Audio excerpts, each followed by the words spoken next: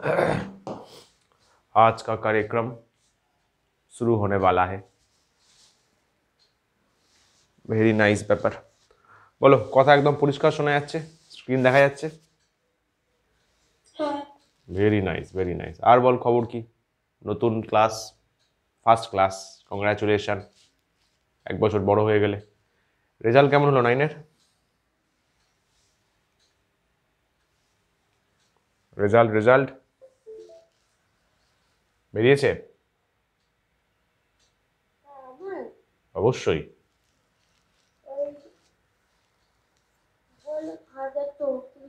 ও হ্যাঁ, বললি তো, হ্যাঁ হ্যাঁ। কিসে কত জানো? আচ্ছা আচ্ছা, কিসে কত?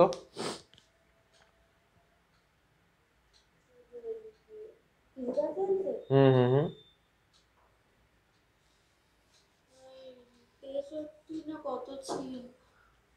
ওটা ওটা কি পুরো 100-র মধ্যে? 90-তে। আর তাহলে তো টোটাল 100-তে করলে মোটামুটি ওই 70-এর ওপর, তাই তো? 73। আচ্ছা, তো পারফরমেন্স তো মাঝে ভালো ছিল, ওটা 80-র নিচে নেমে গেল কেন?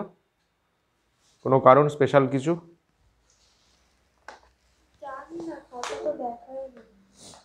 কারণ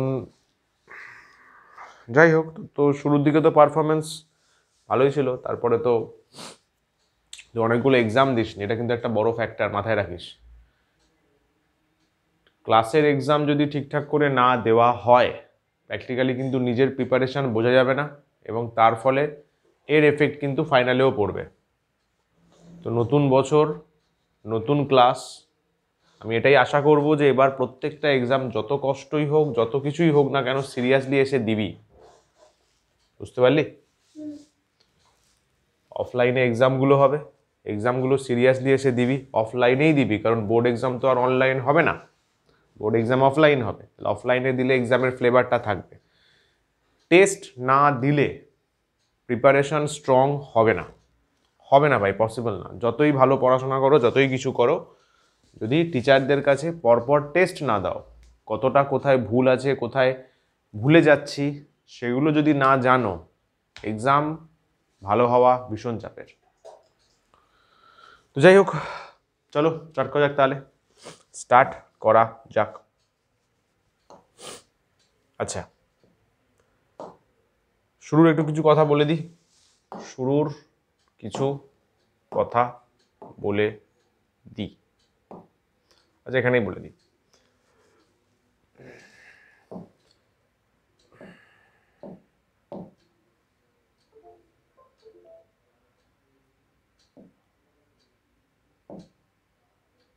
চল, স্ক্রিন একদম পারফেক্টলি আসছে তো অনলাইন? Very nice. চলো শুরুর কথা বলবো। পুরো এন্টায়ার বছর, পুরো হোল ইয়ারে যা করাবো, যা কিছু, এই ফার্স্ট ক্লাসটা মোস্ট ইম্পর্ট্যান্ট। ইয়েস, ফার্স্ট ক্লাসে যে কথাগুলো বলবো সেগুলো যদি সারা বছর মাথায় রাখা যায়, চরম ঝিঙ্গালালা লাইফ কাটবে, চরম সুন্দরভাবে সাবজেক্টের প্রিপারেশনটা হবে, এবং প্রত্যেকটা জিনিস সিস্টেমেটিক হবে। মানে এরকম মনে হবে না যে না প্রচুর পড়া জমে গেছে, এটা কি করে করব, কারণ এখানে অঙ্ক একটু ভালো রকম আসবে, ইকুয়েশন, সমীকরণ একটু বড় সড়ো আসবে, রাইট? তো ফার্স্টে যেটা বলার সেটা হচ্ছে যে আমি দুটো পার্টে পড়াবো।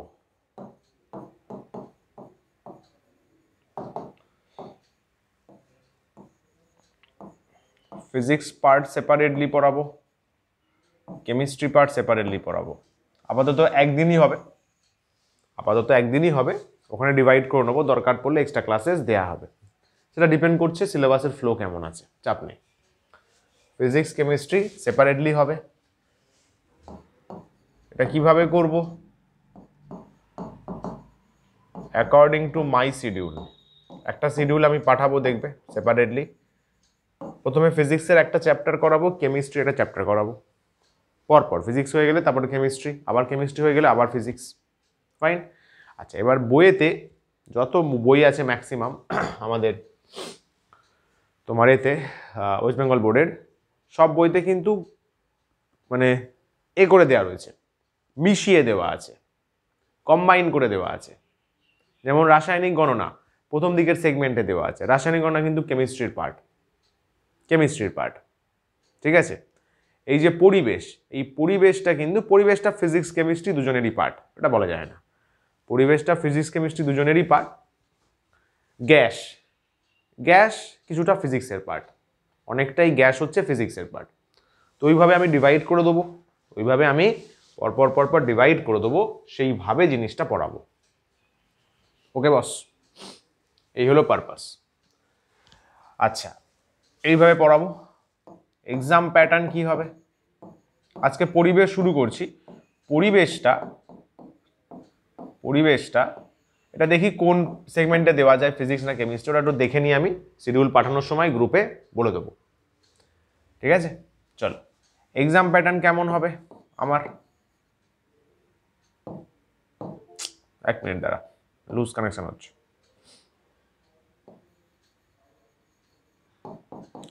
চ্যাপ্টার ওয়াইজ যদি দেখি, প্রতিটা চ্যাপ্টারের বেসিসে চ্যাপ্টার ওয়াইজ এমসিকিউ এক্সাম হবে, চ্যাপ্টার ওয়াইজ জিএসটি হবে। যারা নতুন তারা জেনে রাখো, জিএসটি মানে হচ্ছে, এক মিনিট দাঁড়া তো, বারবার লুজ হচ্ছে।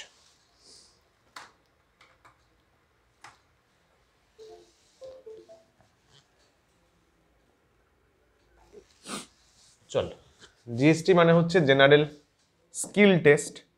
এখানে থাকবে skill based question, conceptual question, 2 marks 3 marks. MCQ সবগুলো হবে 1 মার্কসের, এখানে 2 মার্কস 3 মার্কস থাকবে। 4 মার্কস তো এখন বড়সড় দেয় না, তো ওটা নিয়ে আর চর্চা করছি না। চ্যাপ্টার ওয়াইজ এটা হবে, একটা চ্যাপ্টার শেষ হবে, সেখানে আমরা এইগুলো করব। সেকেন্ড এক্সাম হবে মান্থলি টেস্ট,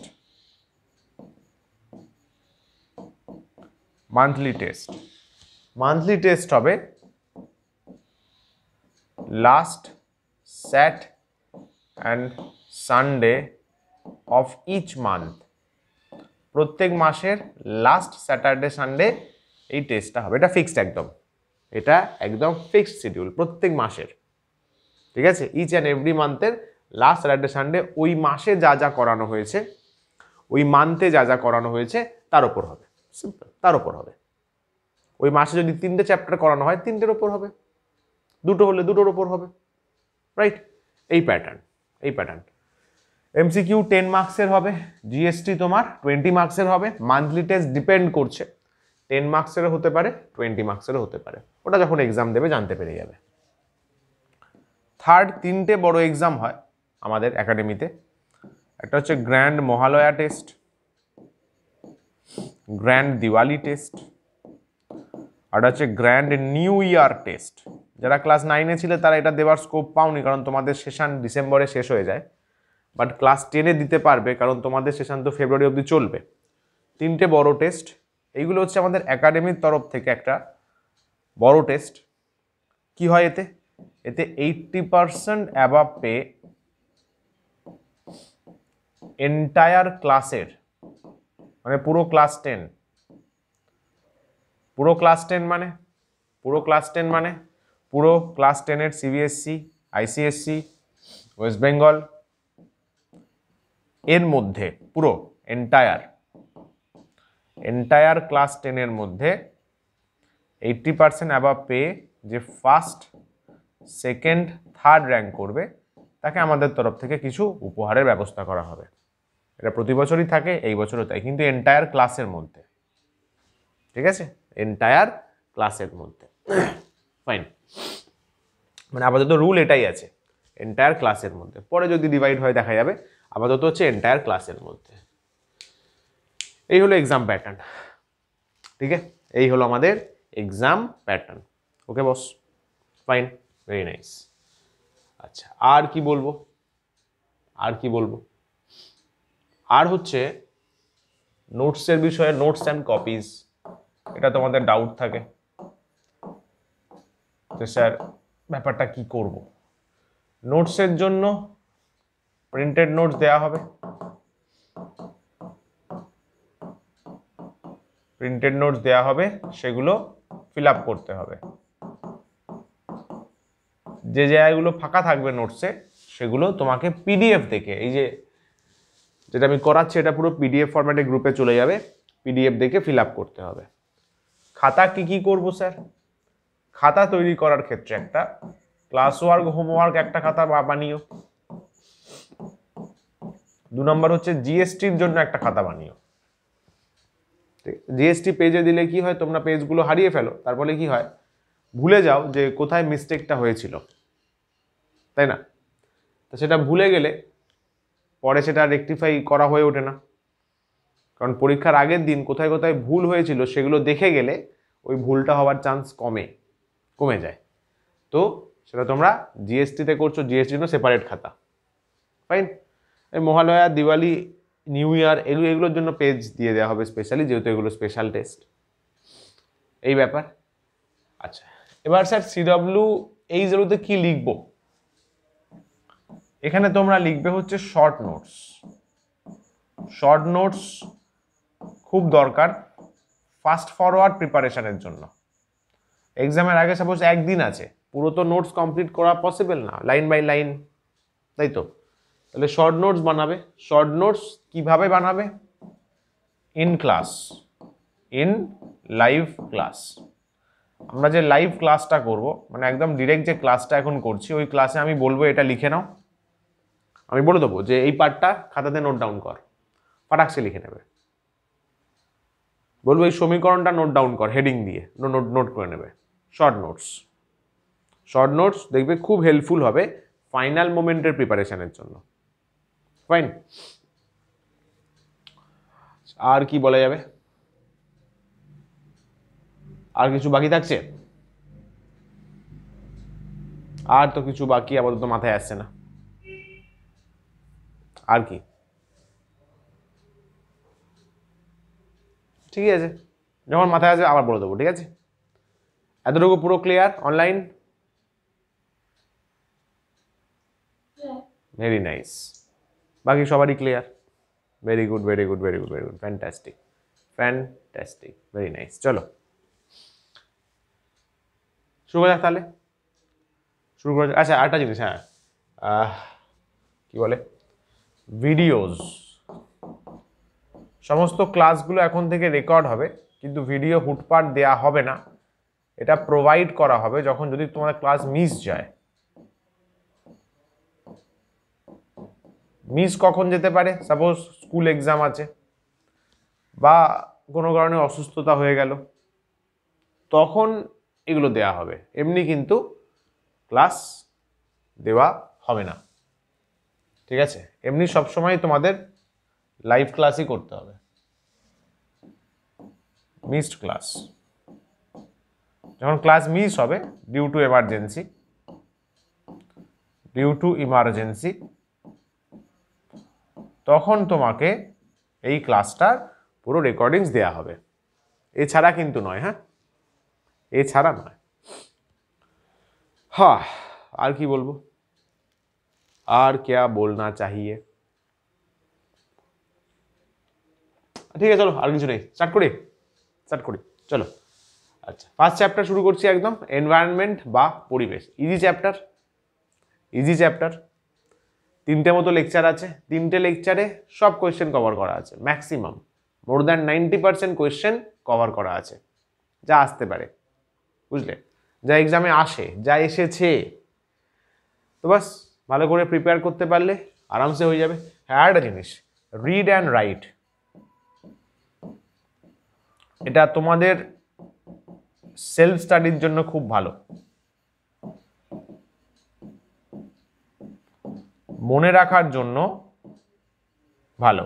এটা করলে কি হয়, ভুলে যাই, যেটা তোমরা বারবার বলো, এই প্রবলেমটা থাকবেই না, ভুলে যাওয়া প্রবলেমটা থাকবেই না।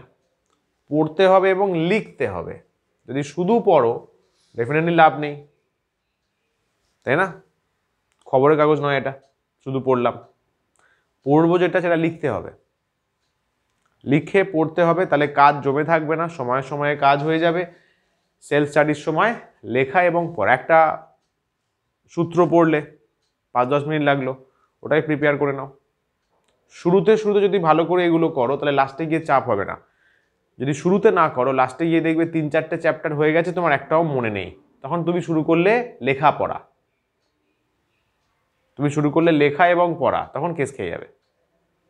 কারণ 3টে চ্যাপ্টার পুরো লিখে প্র্যাকটিস করতে হবে।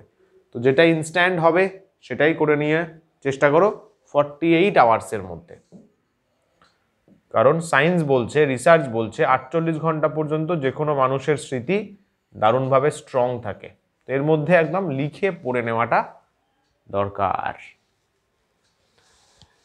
অল রাইট বাবু, অল রাইট, চলো হয়ে গেল এটা, আর কিছু বলার নেই। লেকচার 1 তাহলে স্টার্ট করছি। কি আছে? ইজি, হেভি ইজি জিনিস। পরিবেশ পড়াচ্ছি মনে হবে, জিওগ্রাফি পড়াচ্ছি মনে হবে। স্ট্রাকচার অফ অ্যাটমসফিয়ার, অ্যাটমসফিয়ারের স্ট্রাকচার কেমন হয়? অ্যাটমসফিয়ার, ওজনকে নিয়ে চর্চা করার আছে, কারণ জানো ওজোন লেয়ার আস্তে আস্তে কমে যাচ্ছে, তাই তো, ডিক্রিজ করছে, যদিও এখন আবার নর্মাল আসার দিকে এগিয়ে আসছে। তো আমরা ডিসকাস করবো যে ক্ষয়ের কারণ কি, ওজোন গহ্বর কিভাবে তৈরি হয়। চলো, হেভি ইজি লেকচার। আহা লাভলি, জীবন হাসিতে ভরে উঠুক। বায়ুমণ্ডলের উপাদান কি কি আছে, পার্টিকেলস কি কি আছে?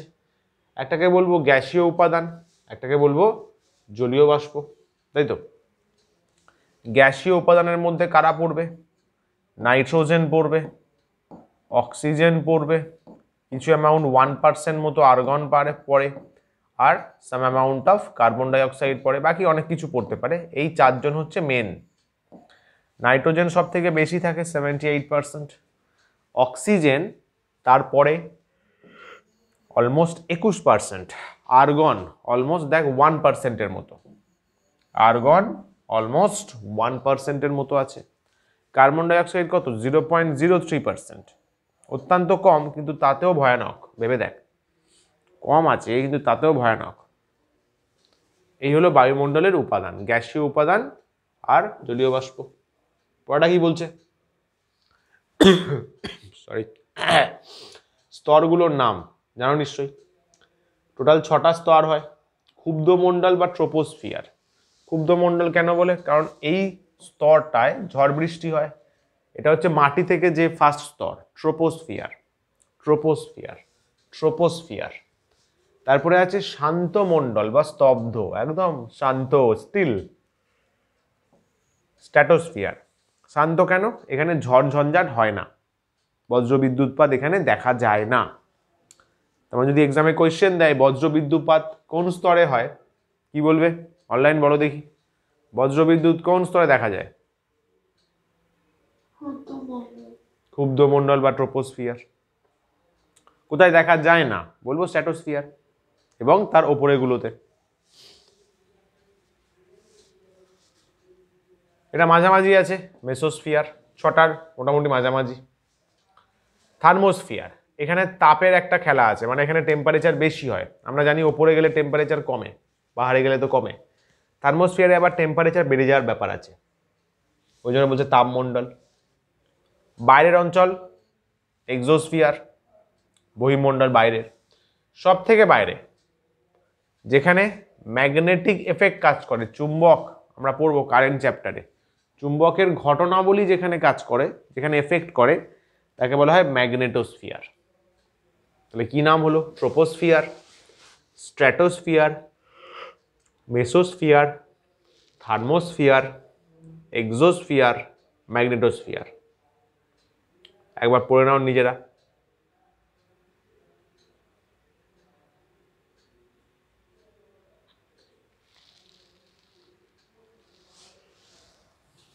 চলো, ওকে ওকে বস, ফাইন, ভেরি নাইস। গেলাম। এই যে ছবিটা ভালো করে দেখ, আরামসে বুঝে যাবি। ট্রোপোস্ফিয়ার কি বলছে?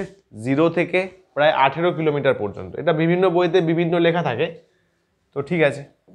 0 থেকে 16 অনেকে বলে, 0 থেকে 18 অনেকে বলে, চলবে এটা। 0 থেকে মোটামুটি 18 কিলোমিটার স্ট্র্যাটোস্ফিয়ার। 18-র পর, সরি ট্রোপোস্ফিয়ার, 18-র পর থেকে স্ট্র্যাটোস্ফিয়ার হয়। এখানে 11 বলেছে, যেটা অ্যাকচুয়ালি ঠিক নয়। ঠিক আছে, চল এমনি জাস্ট ছবিটা দেখে ফ্লেভারটা নে। মাটি থেকে একটা উচ্চতা পর্যন্ত ট্রোপোস্ফিয়ার হলো, যেখানে তোর এই যে মাউন্ট এভারেস্ট চলে গেছে, মাউন্ট এভারেস্ট যেখানে আমি পেয়ে যাচ্ছি, ঠিক আছে। প্যাসেঞ্জার প্লেন বল অথবা হট এয়ার বেলুন যেখানে কি করতে পারে, যেতে পারে, চলাচল করতে পারে। স্ট্র্যাটোস্ফিয়ার কারা রয়েছে দেখ, রেডিও সনেট, ওই ওয়েদার ফোরকাস্টিং এর জন্য এই সমস্ত বেলুনগুলো ইউজ করা হয়, স্পেশাল টাইপ অফ বেলুন এগুলো।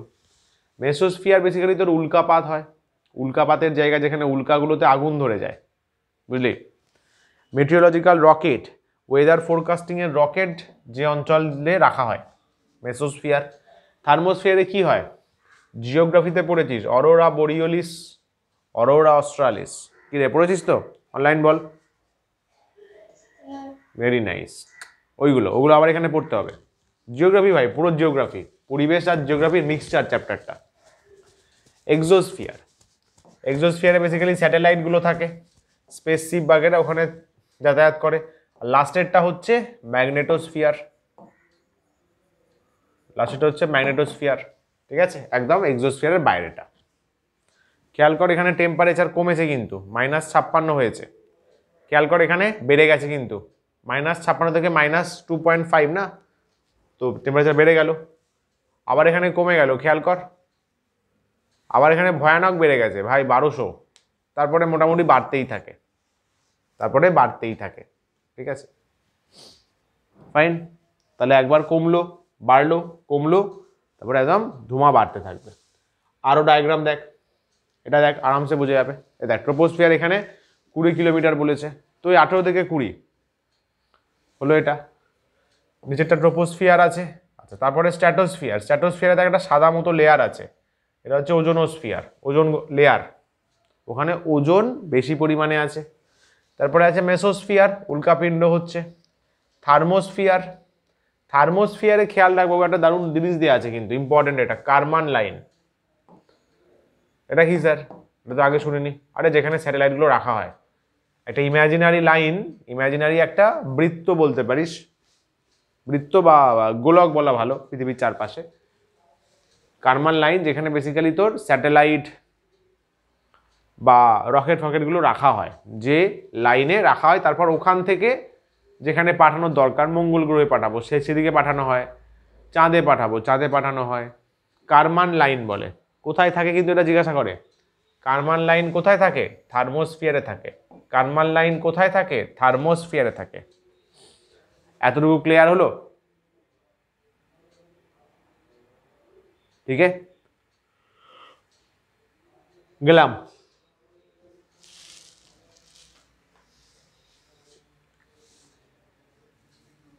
আচ্ছা, এটা টিকা লিখতে বলেছে, এটা যে কোনো স্ট্যান্ডার্ড বইতে পেয়ে যাবি, এটা নিজেই বানিয়ে নিস। এটা যেমন হোমওয়ার্ক থাকলো, এই হোমওয়ার্কগুলো কপিতে করতে হবে, বুঝলি, ইন কপি করে আমাকে দেখাতে হবে।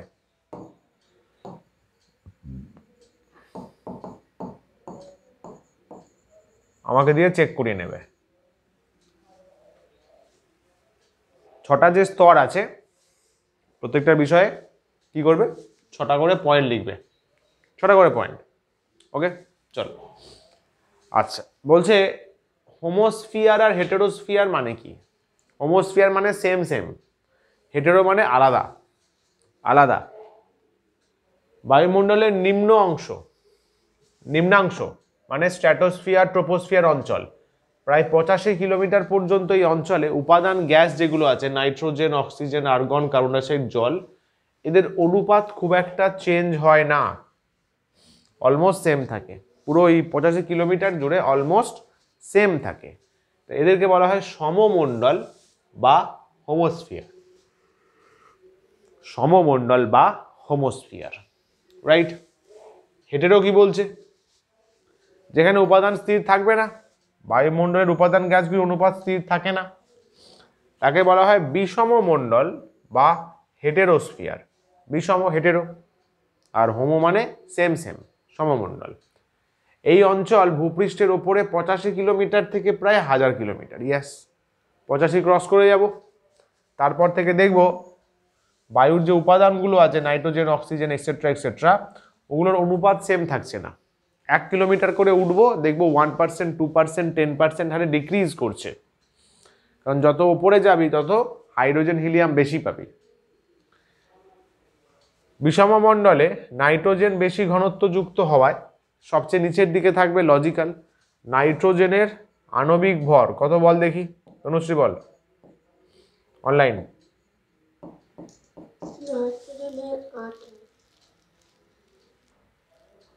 কত বললি? 28, 28 ইউ বা এমইউ বলতে পারো, ভারী কম্পারেটিভলি। অক্সিজেনও তাই 32, অক্সিজেনও তাই না 32, কিন্তু হাইড্রোজেন চিন্তা কর, হিলিয়াম চিন্তা কর, এরা তো হালকা, এরা থাকে ওপরের স্তরে। তাহলে হেটেরোস্ফিয়ারের নিচে কারা থাকে, শর্ট কোয়েশ্চেন দেবে, নাইট্রোজেন অক্সিজেন বলবো। উপরে কারা থাকবে, হাইড্রোজেন হিলিয়াম বলবো। ক্লিয়ার হলো?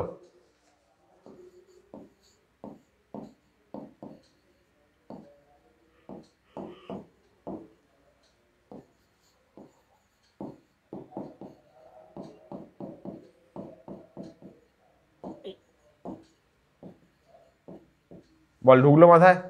হ্যাঁ কি না বল। Online, very nice. চলো পরেরটা, ইজি লেকচার, একদম ইজি লেকচার।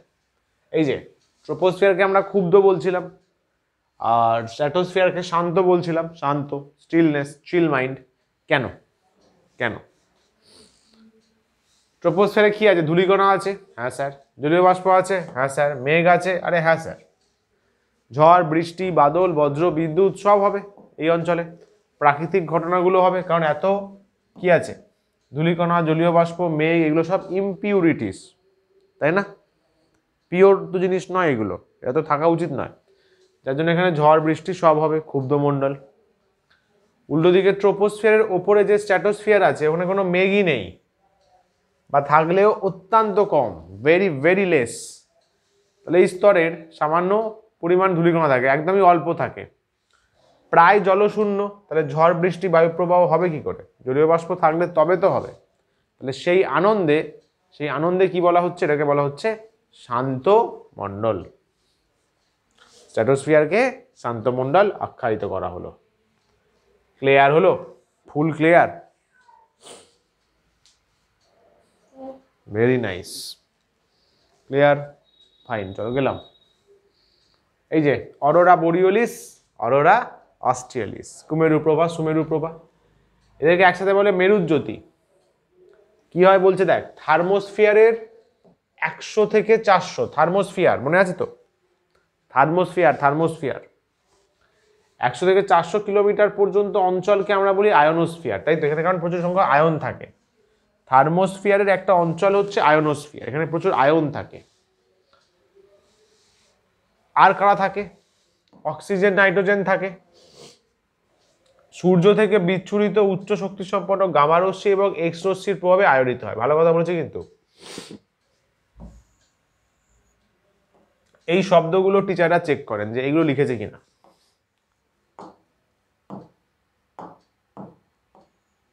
আরে ইয়ার দূর, এটা টিচাররা চেক করেন যে লিখেছে কিনা, বুঝলে না? কোথায় দিলাম? ঠিক আছে, ঝড় বৃষ্টি বজ্রপাত ওখানে হচ্ছে, এখানে হচ্ছে না। স্ট্র্যাটোস্ফিয়ারে কি আছে? মেঘমুক্ত, সামান্য পরিমাণে ধূলিকণা আছে, ওখানে ঝড় বৃষ্টি হচ্ছে। এখানে সম্ভাবনা নেই, কারণ জলই তো নেই, জলশূন্য। জলই তো নেই বস, জলশূন্য। তাই বলা হচ্ছে শান্ত মণ্ডল। ওখানে কি আছে? ঝড় বৃষ্টি হচ্ছে, বজ্রপাত হচ্ছে, ক্ষুব্ধ মণ্ডল। এটা চাইতে পারে যে শান্ত মণ্ডল কোনটা, স্ট্র্যাটোস্ফিয়ার বলবো। হ্যাঁ এইটা বলছিলাম, কানেকশনটা চেঞ্জ হয়ে গেছে। গামা রশ্মি আর এক্স রশ্মির প্রভাব খেয়াল কর। আরে ভাই কি হচ্ছে? হ্যাঁ, গামা আর এক্স রশ্মি, তাই তো? সূর্য থেকে যে রশ্মিগুলো আসছে তার মধ্যে গামা আছে, হ্যাঁ স্যার। এক্স রে আছে, হ্যাঁ স্যার। সূর্যের মধ্যে সব থাকতে পারে, সূর্যের আলোর মধ্যে ম্যাক্সিমাম তরঙ্গ থাকতে পারে। এবার এরা এসে কি করছে বলতো?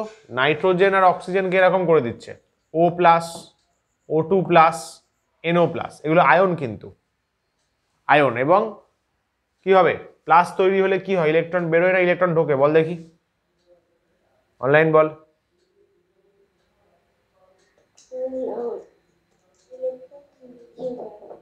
বেরিয়ে যাবে বাবু, প্লাস হচ্ছে না, প্লাস হচ্ছে, ইলেকট্রন বেরিয়ে যাচ্ছে মানে কি, ইলেকট্রন কমে যাচ্ছে, নেগেটিভ কমে যাচ্ছে, নেগেটিভ কমে যাচ্ছে মানে কি, পজিটিভ বেড়ে যাচ্ছে, সিম্পল লজিক্যাল কথা। ইলেকট্রন বেরিয়ে যাবে, বেরিয়ে গেলেই তো পজিটিভ হবে, বেরিয়ে গেলে তো পজিটিভ হবে। এই যে ইলেকট্রনগুলো কি করে, ওই রিজিয়ানে ঘুরে বেড়ায়, গায়ে হাওয়া লাগিয়ে ঘুরে বেড়ায়। এই মুক্ত ইলেকট্রনগুলি অন্য আয়ন দ্বারা গৃহীত হয়। ধরে ও প্লাস ইলেকট্রন ছাড়লো, NO প্লাস সেটা নিয়ে নিল। এবার এই যখনই নেবে, ভালো করে শুনবি কিন্তু, যখনই নেবে তখন NO প্লাস খুশি খুশি হয়ে, হ্যাপি হয়ে এক ধরনের রশ্মি, আলোক রশ্মি বিকিরণ করবে, ছেড়ে দেবে, বিকিরণ করবে ছেড়ে দেবে। এইটাকেই ভালোবেসে বলা হয় অরোরা। অরোরা উত্তর মেরুতে হলে কুমেরু প্রভা, দক্ষিণ মেরুতে হলে উত্তর মেরুতে সুমেরু প্রভা, দক্ষিণ মেরুতে কুমেরু প্রভা নাম দেওয়া হয়েছে। অরোরা বোরিওলিস, অরোরা অস্ট্রালিস। ক্লিয়ার হলো? বল, কিছু কোয়ারিজ থাকলে বল।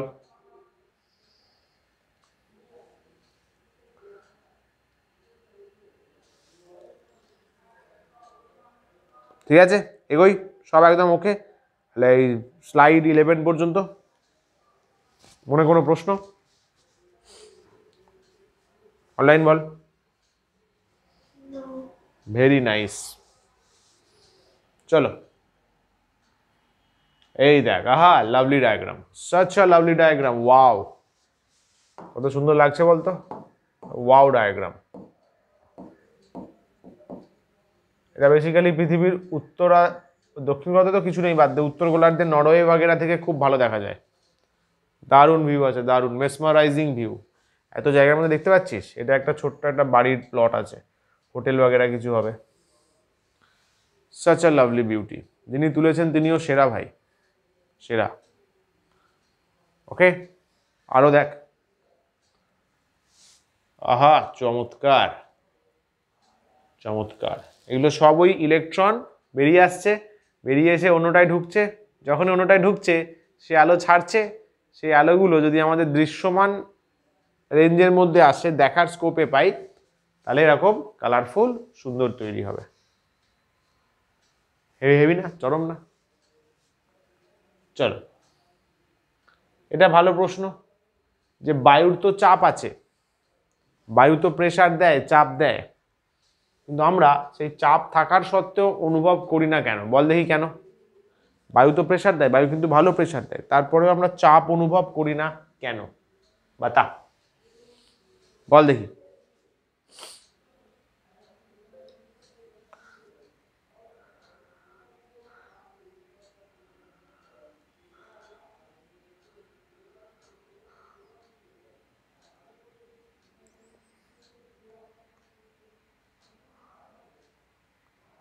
হবে হবে হবে।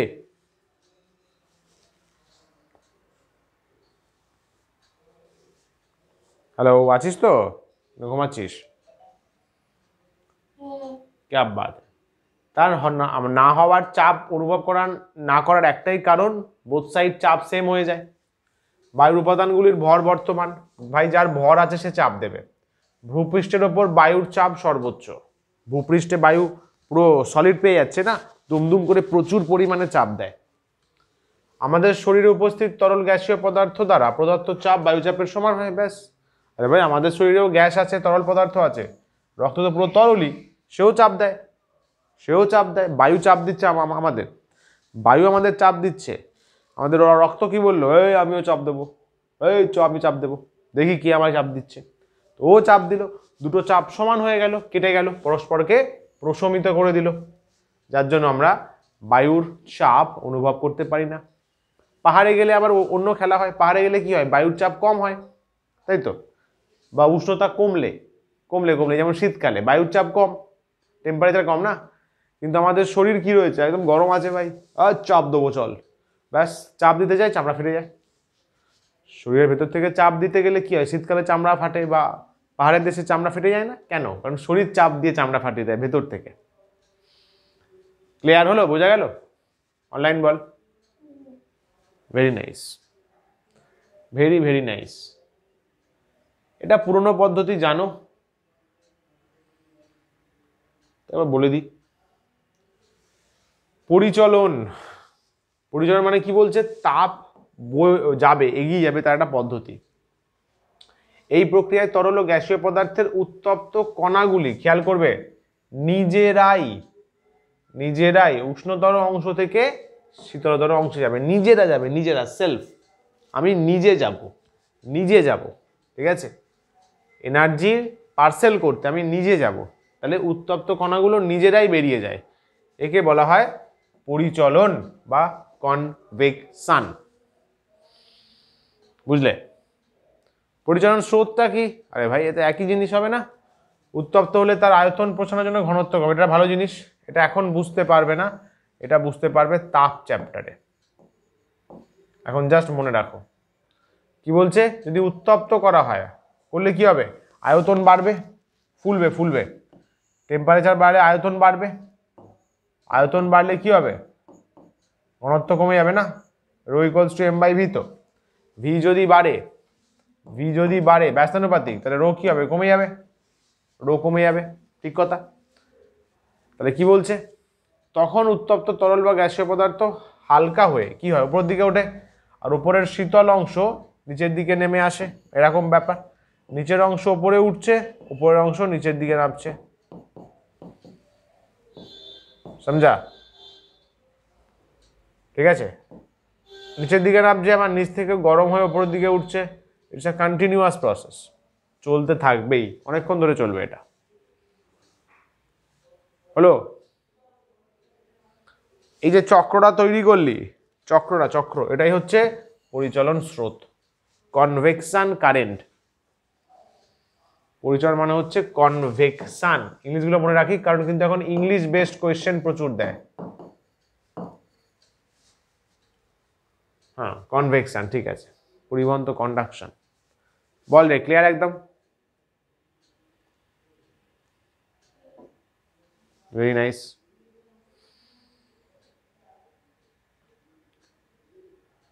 সমুদ্রবায়ু, স্থলবায়ু, এটা একটু পর দেখি।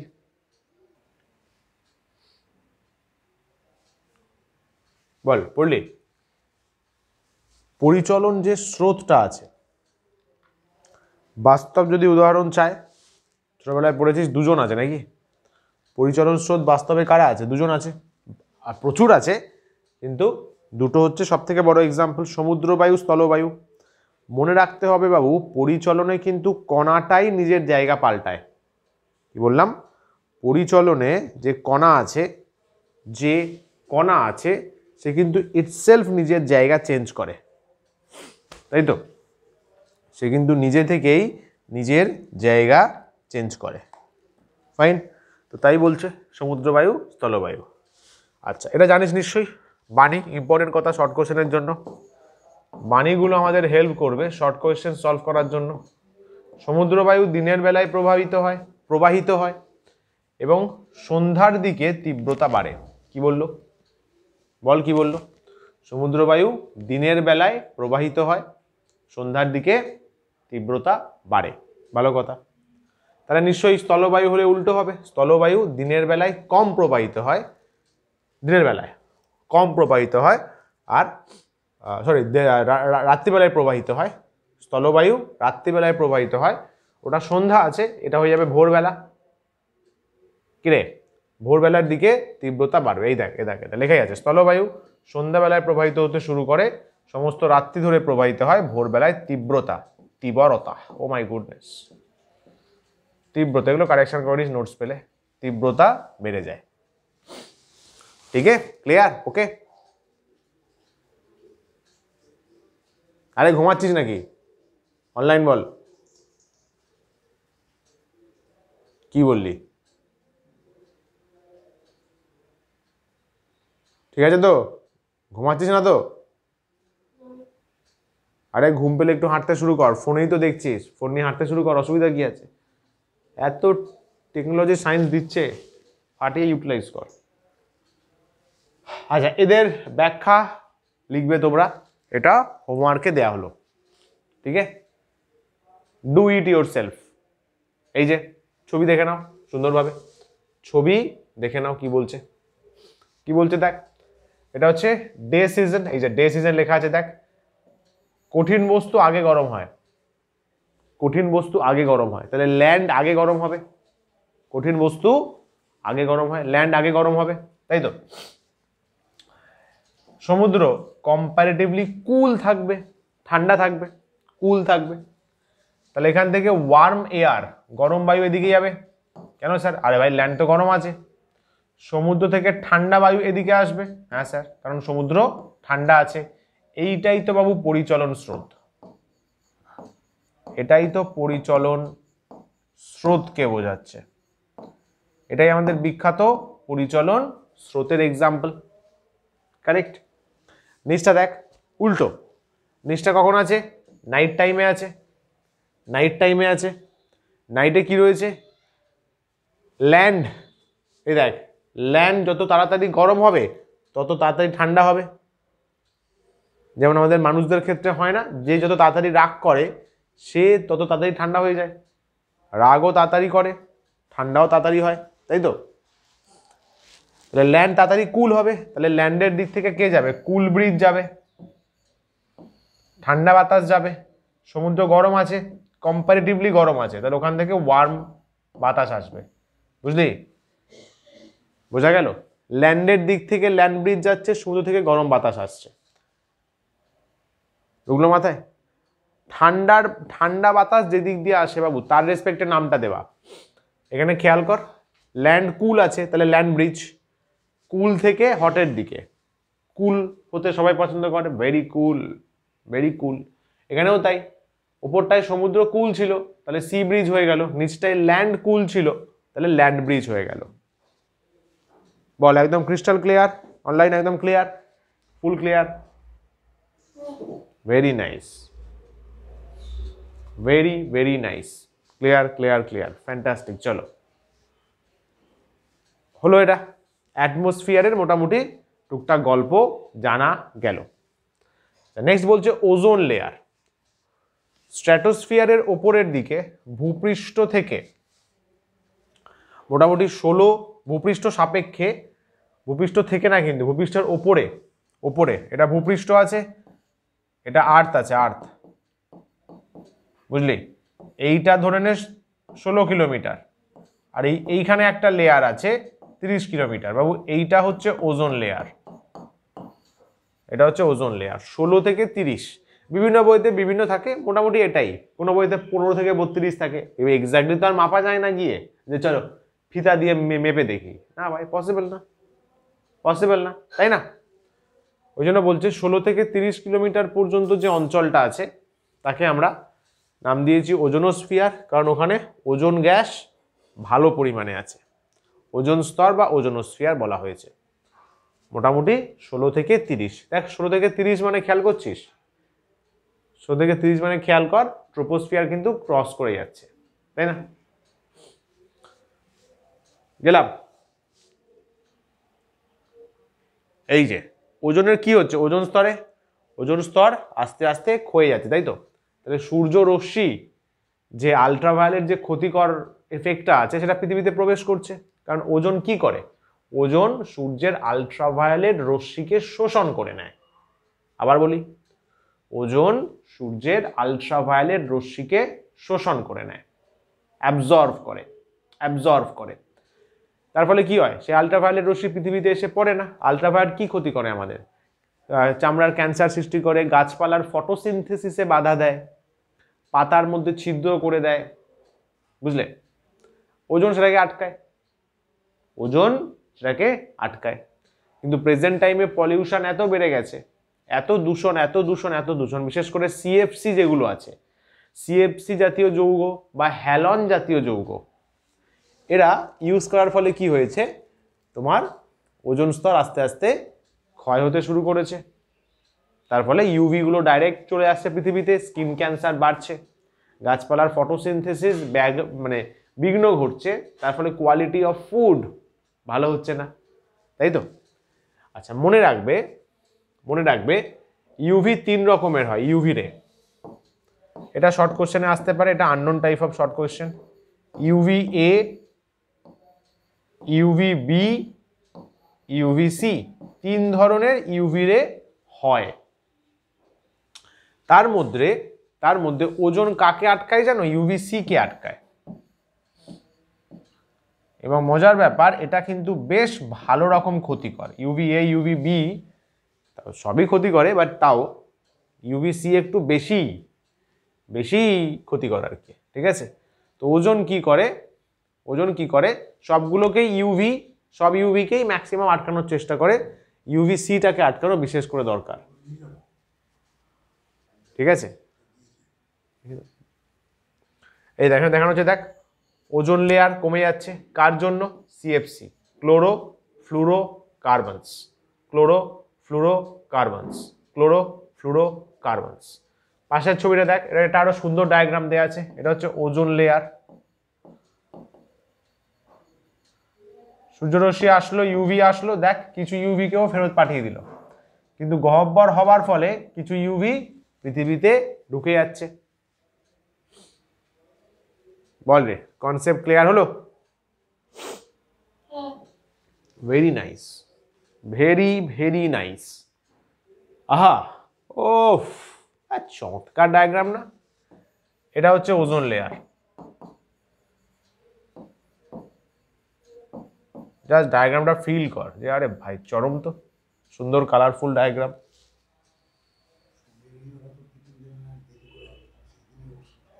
আচ্ছা, কি করেছে? ঠিক আছে, চলো গেলাম।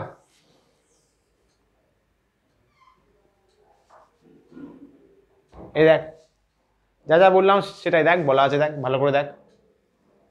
Ozone layer C K আটকালো, A B কে মোটামুটি পারে, এ বি ঠিক আছে চলো, কিন্তু সিটা একটু বেশি ক্ষতিকর আর কি, বেশি ভালো নয় স্কিনের জন্য বা পৃথিবীর জন্য।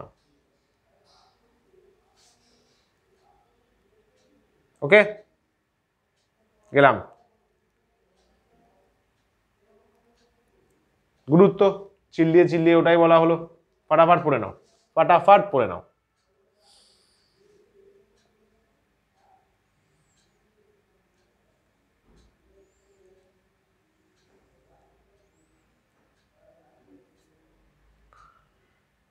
বল, ঠিক আছে তো?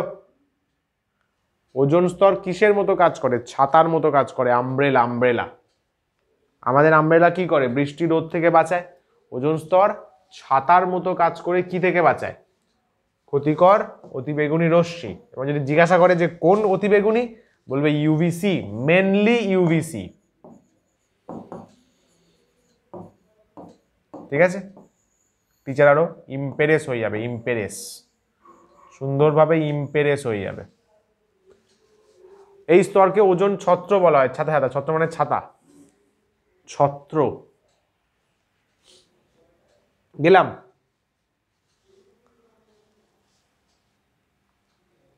ওজোন গহ্বর, এই যে পড়ে দেখো, বায়ু দূষণের কারণে ওজোন স্তর ক্ষয় হচ্ছে, মানুষের কিছু ক্রিয়াকলাপের ফলে। এই মানুষই মেন কালপ্রিট। কি বলছে? ওজোন তৈরির হার, যে রেটে ওজোন তৈরি হচ্ছে আর বিয়োজন, তার মধ্যে বড় ফারাক চলে এসছে। ওজোন তৈরি হয়, প্রকৃতি নিজেই ওজোন বানায়, কিন্তু তার ক্ষয় এত ফাস্ট হচ্ছে, প্রকৃতি অত দ্রুত বানাতেই পারছে না। দূষণ এত বেড়ে গেছে, বিয়োজন, ওজোন ভেঙে যাওয়া বেড়ে গেছে তৈরি হওয়ার থেকে। তার ফলে গহ্বর তৈরি হচ্ছে, ওজোন স্তর পাতলা হয়ে যাচ্ছে, ফুটোফাটা হয়ে যাচ্ছে। তাকে নাম দেওয়া হয়েছে ওজোন গহ্বর বা ওজোন হোল। ছবি দেখ, এই যে ব্লু কালার, যেটা ব্লুটা হচ্ছে ওজোন গহ্বর। আর ওজোন গহ্বর মাথায় রাখিস, খুব ভালোভাবে দেখা যায় কোথায় বলতো? মেরু অঞ্চলে। বোঝ এবার, মেরু অঞ্চলে ওজোন গহ্বর। তুই ধর এখানে তুই দূষণ করলি, তুই সিএফসি ইউজ করলি, ক্লোরোফ্লুরোকার্বন, বা হ্যালন যৌগ ইউজ করলি, হ্যালন। ওজোন গহ্বর কোথায় গিয়ে ফুটো হবে বলতো? মেরুতে। তোর দূষণটা মেরু অবধি ট্রান্সফার হবে। ভেবে দেখ, তুই ভাবলি ওইখানে করলাম, ঠিক আছে কোনো ব্যাপার না, কলকাতা তো না ভাই, চলবে। গিয়ে গহ্বরটা তৈরি হবে অ্যান্টার্কটিকা, আর্টিকে। বোঝ এবার, ওখানে এক গাদা বরফ রয়েছে, বরফগুলো ফাটফাট করে গলতে শুরু করবে। ইউভি তো গরম না, বরফও গলিয়ে দেবে। ক্ষতি করবে, ব্যাস শুরু হলো। ওই যে একবার ইউভি ঢুকে গেল পুরো পুরো পুরো পৃথিবীতে ছেয়ে যাবে। ধরতে পারলি? অনলাইন বল। ঠিক আছে, ব্লুটা হচ্ছে ওজোন গহ্বর। হ্যালো হ্যালো হ্যালো, আছিস যাদব? বল, রেসপন্স কর, নাহলে কিন্তু মন থাকবে না। ওজোন গহ্বর। আচ্ছা, এখানে তো শর্ট নোটস তো কিছু বলাই হলো না, শর্ট নোটস কিছু নেই, এগুলো ইজি জিনিস, এখানে আর কি শর্ট নোটস লেখাবো ভাই। এই দেখ বিগত বছরের ছবিগুলো দেখে নে।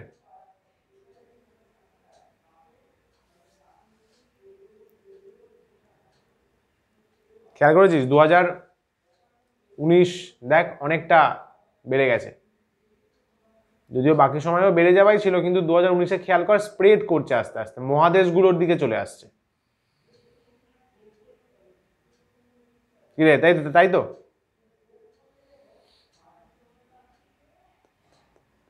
গেলাম, ভেরি নাইস। স্যার মাপবো কি করে? খেয়াল কর উপরে একটা দেয়া আছে ডিইউ, দিল্লি ইউনিভার্সিটি নাকি? না ভাই, ডপসন। ডপসন হচ্ছে ওজন পরিমাপের একক, মানে ওজনের ঘনত্ব পরিমাপের একক, ডপসন। ডপসনের সংজ্ঞা দেওয়া আছে, মনে রাখতে পারলেও ভালো, টুকটাক মাঝে মাঝে দেয়। টেস্ট পেপারে 100টা পেজ করলে হয়তো 2টো কোয়েশ্চেনে পাবি, তো অতটা ইম্পর্টেন্ট নয়, বাট দিয়ে দিতে পারে। কি বলছে? 1 Dobson is the number of molecules of ozone that would be required. কি বলছে? 1 Dobson কত? 1 Dobson হচ্ছে ততগুলো ওজন কণা, তুই যদি 0.01 মিলিমিটার 0.01 মিলিমিটার ওজন গহ্বর বানাতে চাস 0 ডিগ্রি সেলসিয়াসে, ভালো করে শুনবি, আরামসে মনে পড়ে যাবে ব্রো, ভালো করে শোন।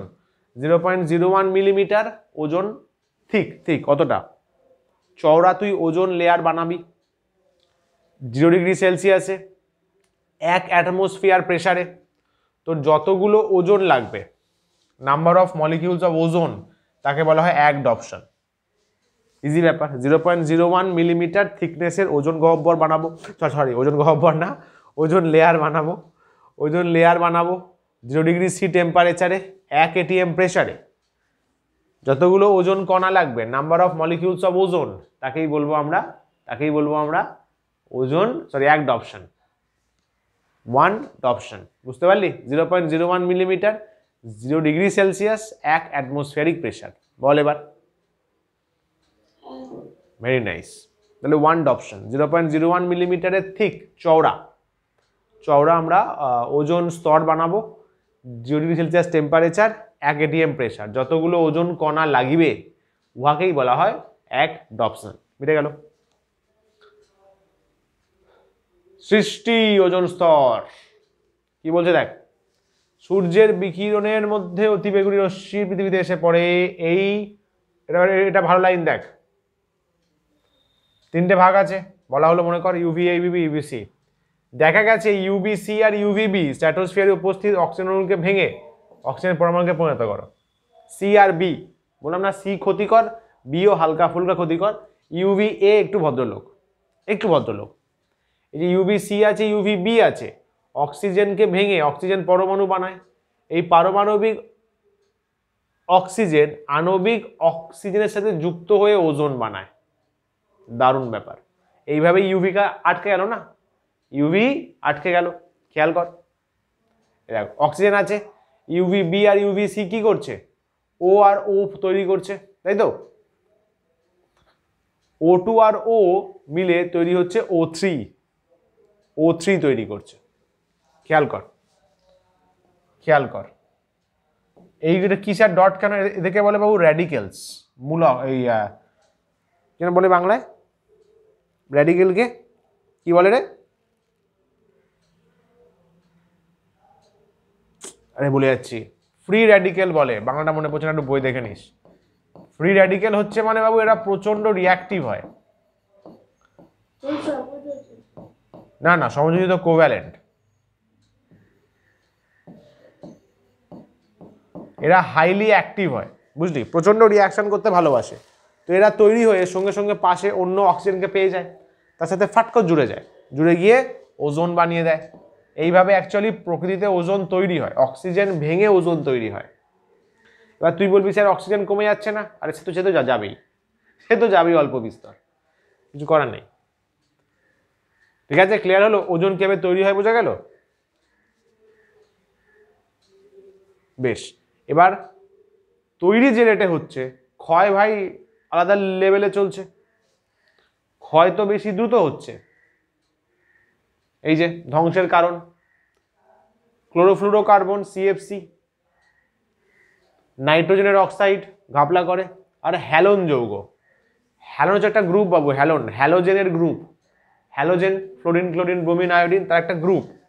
তার মধ্যে এই দুটো হ্যালোজেন মানে দুটো হ্যালন বেশি পাকা, হ্যালন 1211, হ্যালন 1301। যদি এক্সামে দেয় যে কোন হ্যালন বেশি দায়ী, তাহলে 1211 1301 নাম, এটা নাম ওদের নাম দেওয়া হয়েছে, সাইন্টিফিক নাম দেওয়া হয়েছে। এদের মধ্যে কি কি থাকে অত ডিটেলস লাগবে না, কমপ্লেক্স হয়ে যাবে ভাই, এরা অনেক বড় সংকেতের হয়। ঠিক আছে, তাহলে হ্যালন 1211 1301 এরা মেন দায়ী সিএফসি সরি বা কি বলে ওজোন স্তর ধ্বংসের জন্য। এরা মেন দায়ী, মেন কালপ্রিট ভাই, মেন কালপ্রিট। এই যে হ্যালন মানে হ্যালো অ্যালকেন বলা হয় বা হ্যালো জিনো অ্যালকেন। এটা হ্যালো অ্যালকেন একদম পড়বি ক্লাস 12-এ কেমিস্ট্রিতে। তো যদি এখানে বোঝাতে যাই বুঝতেই পারছিস, ফালতু বেকার আউট অফ ডিসকাশন হয়ে যাবে। ঠিক আছে, যার মধ্যে কি থাকে, অ্যালকেন থাকে। অ্যালকেন ক্লাস 10-এ পড়বি, চাপ নেই। অ্যালকেনের সাথে যদি হ্যালোজেন অ্যাটাক হয়ে থাকে, হ্যালোজেন মানে ব্রোমিন ক্লোরিন ফ্লোরিন আয়োডিন, এরা তাকে বলা হবে হ্যালন। তো যে ফায়ার এক্সটিংগুইশারগুলো হয় না, ফায়ার এক্সটিংগুইশার থাকে না স্কুলে অফিসে, ওখানে তোরেই হ্যালন ইউজ করা হয়, বুঝলা? ইন্ডাস্ট্রিতে ফায়ার এক্সটিংগুইশারে ভালো রকমের হ্যালন ইউজ করা হয়। হ্যালন মানে হ্যালোজেন থাকবে আর অ্যালকেন থাকবে। অ্যালকেনকে আমরা লাস্টে পড়বো অর্গানিক কেমিস্ট্রিতে, চাপ নিস না। ঠিক আছে, বল রে নামটা দেখ, হ্যালোজেন আর অ্যালকেন, ওখান থেকে হ্যালো অ্যালকেন, হ্যালো অ্যালকেন। ওর বিষয়ে প্রচুর ডিসকাশন আমাদের 12-এ থাকবে। এটুকু বোঝা গেল হ্যালন কাকে বলে যদি জিজ্ঞাসা করে, হ্যালোজেন এবং অ্যালকেন জাতীয় যৌগের কম্বিনেশন। কি রে, বলা যাবে? অনলাইন বল। ঠিক আছে, ওকে বস, চলো এগোই। এই যে দেখ সংকেতটা দেখ, যদি মনে রাখতে পারিস খুব ভালো। 1211 কার্বন আছে, ব্রোমিন আছে, ক্লোরিন আছে, ফ্লোরিন সবাই তো আছে, আয়োডিন বাদ আছে শুধু। হ্যালন 1301 কার্বন আছে, ব্রোমিন আছে, ফ্লোরিন আছে, সমঝা? Carbon bromine chlorine fluorine, carbon bromine fluorine, nice ব্যাপার। মনে রাখতে পারলে ভালো, না পারলেও কোনো চাপ নেই, জানিয়ে রাখলাম যদি short question by chance tough দিয়ে দেয়। ক্লিয়ার? এগোই, অনলাইন বল। ভেরি নাইস, চলো পরেরটা। কিভাবে করে স্যার? স্যার বুঝলাম স্যার, এটা স্যার ফুল ক্লিয়ার যে ওরা ওজোন স্তর ধোঁয়া নষ্ট করে দেয়। নেচার যেটা ওজোন বানাচ্ছে ইউভিবি আর ইউভিসি দিয়ে, এই সিএফসি নাইট্রোজেনের অক্সাইড আর হ্যালনগুলো এসে ধোঁয়া ওজোন নষ্ট করে দিচ্ছে। কি করে স্যার? এই যে এই রিয়াকশনগুলো কিন্তু লিখে লিখে প্র্যাকটিস করতে হবে, নাহলে মনেই থাকবে না, শিওর মনে রাখা অসম্ভব ব্যাপার। লিখে প্র্যাকটিস না হলে মনে থাকবে না। কি বলছে? CFCl3 এটা একটা ক্লোরোফ্লুরোকার্বন। দেখ ক্লোরিন ফ্লুরিন কার্বন আছে। আচ্ছা, সিএফসি কে ফ্রেয়ন গ্যাসও বলা হয়, ফ্রেয়ন গ্যাস, বুঝলি? Freon gas. এটা কি করছে দেখ, CFCl3 আছে, ইউভি রে আসলো, CFCl2 এবং একটা ক্লোরিন পরমাণু বানালো। বাবু ক্লোরিন অর্থাৎ ডট আছে বললাম না, ফ্রি র্যাডিক্যাল মানে প্রচন্ড রিঅ্যাক্টিভ, সক্রিয়। CF2Cl2 থাকতে পারে, সে ভাঙলো CF2.Cl, আবার একটা Cl বানালো। এই Cl গুলো বড্ড পাজি হয়, হাইলি রিয়াক্টিভ, বললাম না, অত্যন্ত রিয়াকশন করতে পছন্দ করে, ভেরি ভেরি হাই রিয়াক্টিভ। ওরা দৌড়ে চলে গেল ওজনের কাছে, চলে গেল, বুঝতে পারলি? Cl ক্লোরিন চলে গেল ওজনের কাছে, গিয়ে ClO ডট তৈরি করলো, ক্লোরিন মনোক্সাইড, ক্লোরিন মনোক্সাইড, তার সাথে অক্সিজেন তো তৈরি করলো। দেখ তাহলে ওজন কিন্তু ভেঙে গেল, ওজন কিন্তু বাবু ব্রেক হয়ে গেল, খেয়াল করলি? O3 ছিল O2 হয়ে গেল। এই যে তৈরি হলো, এও ধোয়া তুলসী পাতা নয়, ভেবে দেখ। ও গিয়ে আবার ওজনকে অ্যাটাক করবে, আবার ক্লোরিন বানাবে, অ্যাক্টিভ ক্লোরিন, অ্যাক্টিভ ক্লোরিন বানাবে, অক্সিজেন বানাবে, এই অ্যাক্টিভ ক্লোরিনটা আবার এখানে আসবে, আবার এই প্রসেসটা রান হবে। খেয়াল করছিস? একবার তৈরি শুরু হলো, কন্টিনিউ এবার ভাঙতে থাকবে। ভেবে দেখ কতটা ভয়ানক, ভেবে দেখ কতটা ভয়ানক, চিন্তা করে দেখ। ক্লোরিন লাস্টে আবার তৈরি হবে, জার্মান ক্লোরিন বা সক্রিয় ক্লোরিন, ও গিয়ে আবার এই রিয়াকশনটা করবে, এখানে আবার ClO2 তৈরি হবে, সে আবার নিচে আসবে, সে আবার ভাঙবে, আবার পরপর কন্টিনিউ চলবে, মানে র্যান্ডাম ওজন ভাঙতেই থাকবে। ভেবে দেখ তাহলে একটা ছোট্ট জিনিস কতটা বড় এফেক্ট করতে পারে। এই হলো বক্তব্য। ক্লিয়ার? Very nice. গেলাম। এই যে চক্রাকারে চলতে থাকে, ফলে ওজোন স্তর আস্তে আস্তে পাতলা হয়ে যায়। নাইট্রোজেন স্যার কি করে? বা supersonic jet plane, supersonic jet plane থেকে বাবু নাইট্রোজেনের অক্সাইডগুলো বেরোয়। সুপারসনিক জেট যেগুলো আছে, জেট জেট আকাশ দিয়ে যায় না, জেট প্লেন, সুপারসনিক জেট প্রচন্ড ফাস্টে যায়, যেগুলো আমরা ওই তোর আর্মিতে ইউজ করি, এয়ারফোর্সে ইউজ করি। ওই সুপারসনিক জেট যেগুলো আছে, তো সেগুলোর কিভাবে এফেক্ট করে, বা নাইট্রোজেনের অক্সাইড, রিয়াকশনগুলো আবার লিখে লিখে পড়তে হবে। এই যে সুপার কই গেল ভাই, সুপারসনিক জেড আছে, দ্রুতগামী বিমান আছে, এরা কি করে? প্রচুর প্রচুর প্রচুর পরিমাণে নাইট্রিক অক্সাইড মানে NO, নাইট্রিক অক্সাইড বানায়, ও গিয়ে ওজনকে অ্যাটাক করে, নাইট্রোজেন ডাইঅক্সাইড বানায়, অক্সিজেন বানায়, তাহলে ওজন ভেঙে গেল, ওজন ভেঙে গেল। আবার খেয়াল কর বস, O2 ভাঙবে কেন স্যার? আরে অতিবেগুনি রশ্মি আসে না, একটু আগে দেখলি না, O2 ভেঙে যায়, ও আর ওতে ভেঙে গেল, তাই তো? ওজন O3 ভেঙে যেতে পারে, O2 আর ওতে পারে, ভাঙতে পারে, তাই তো? তাহলে ও রইল, ওজন দেখ এখানে আবার ভেঙে গেল। খেয়াল করলি? খেয়াল করলি? এই স্তরে অতিবেগুনি রশ্মির প্রভাবে ওজন আর অক্সিজেন বিয়োজন ঘটে অক্সিজেন পরমাণু সৃষ্টি করে। খেয়াল কর, এমনি অক্সিজেনটাও ভেঙে গেল আর ওজনটাও ভেঙে গেল, মানে নাইট্রোজেনের ডাইঅক্সাইড কিন্তু অক্সিজেনের জন্যও ক্ষতিকর, ওজনের জন্যও ক্ষতিকর। ওকে স্যার, লাস্ট স্টেপটা কি আছে? লাস্ট স্টেপটা হচ্ছে দেখ, NO2 তৈরি হলো, হ্যাঁ স্যার তৈরি হলো, O2 রয়েছে, হ্যাঁ স্যার রয়েছে, দুটো রিয়াকশন করে, বা ও রয়েছে, O2 বলবো না, ও রয়েছে, ও রয়েছে, এই দেখ NO2 আর ও মিলে আবার NO বানালো, নাইট্রিক অক্সাইড, আবার O2 বানালো, খেয়াল করলি? NO আবার ফেরত চলে আসবে, দেখ আবার সেই সাইক্লিক প্রসেস, NO থেকে শুরু করলাম, লাস্ট অব্দি গিয়ে আবার NOই পেয়ে গেলাম, তাহলে রিয়াকশন থামবে না, রিয়াকশন থামবে না, কন্টিনিউ চলতে থাকবে বস, কন্টিনিউ চলবে, কন্টিনিউ চলবে, তাই তো? এবং আলটিমেটলি ওজন ক্ষয় হতে হতে হতে হতে হতে হতে হয়েই যাবে। ক্লিয়ার? Very nice, fantastic. প্রভাব কি এগুলো নিজেই বুঝতে পারবি, ফটাকসে পড়ে, আরে ভাই পর দেখি, জলদি জলদি পর, যা বোঝালাম তার মধ্যেই বলা আছে।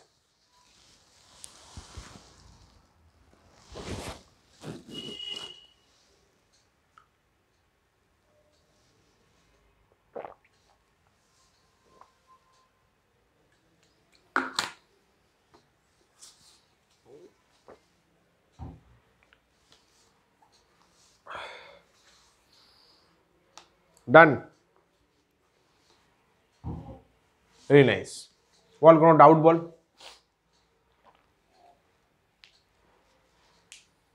ঠিক আছে, ওজন আসলে ভূপৃষ্ঠের টেম্পারেচার বাড়বে, কারণ ওজন বলছি ইউভি আসলে, কারণ ইউভি শক্তি নিয়ে আসে, এনার্জি নিয়ে আসে, পৃথিবীকে দেয়, পৃথিবী গরম হয়ে যায়। ত্বকের ক্যান্সার তো বলাই হলো, চোখে ছানি পড়তে পারে অনেকক্ষণ ইউভিতে থাকলে, শ্বাসনালীতে এফেক্ট হয়, ফুসফুসে এফেক্ট হয়, চিন্তা করে দেখ। আর উদ্ভিদের সালোক সংশ্লেষ ফটোসিনথেসিস ব্যাহত হবে, কারণ পাতা এসে এফেক্ট করবে, পাতার কোষগুলোকে নষ্ট করে দেবে, ক্লোরোফিলগুলো নষ্ট করে দেয়। ওকে, এই হলো বক্তব্য। এই যে কোন যন্ত্র দিয়ে মাপবো যে ওজন স্তর কতটা কি ক্ষয় হলো, কোন এককে মাপা হয় বলতো, বল দেখি, কেমন মনে আছে অনলাইন, বল দেখি। ডপসন। চিহ্ন কি, সিম্বল কি?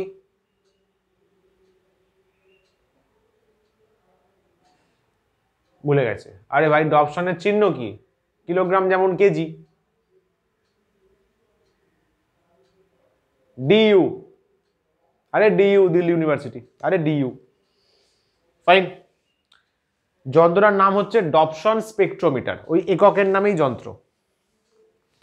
এই যে ডপসন স্পেকট্রোমিটার। ফাইন, এরকম দেখতে,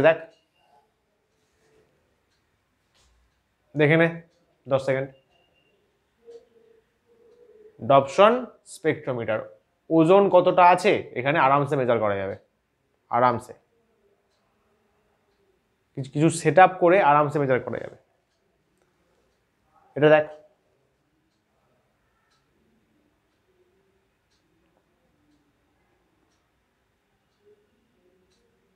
ঠিক আছে, চল। বেশ, এতটুকুই ডিসকাশন করার ছিল। তাহলে আমাদের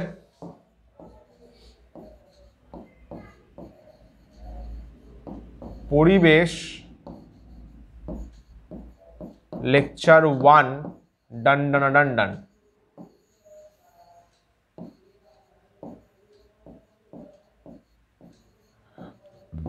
পড়বে এবং লিখবে।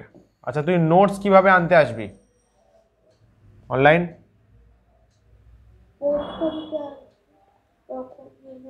কিন্তু তখন যদি দিস, তখন কি এগুলো প্রিপেয়ার হবে?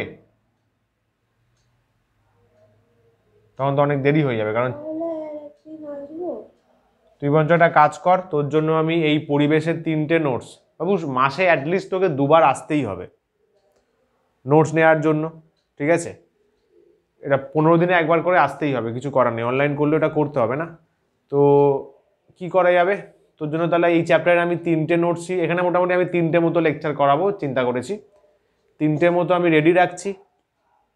এর পরের চ্যাপ্টার যদি হয়েই যায়, কারণ টাইম লাগে রেডি করতে, তাহলে সেটাও আমরা 1-2 করে রাখবো, তাহলে একসঙ্গে 3-4টে নোটস নিয়ে নিতে পারবি,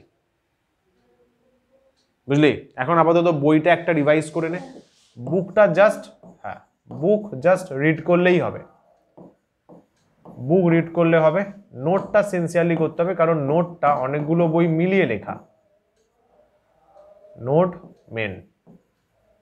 তুই একটা বই পড়বি, নোটটা অলরেডি আমি 3-4টে বই মিলিয়ে করেছি, তো ডেফিনেটলি নোটটা স্ট্রং করা হয়েছে।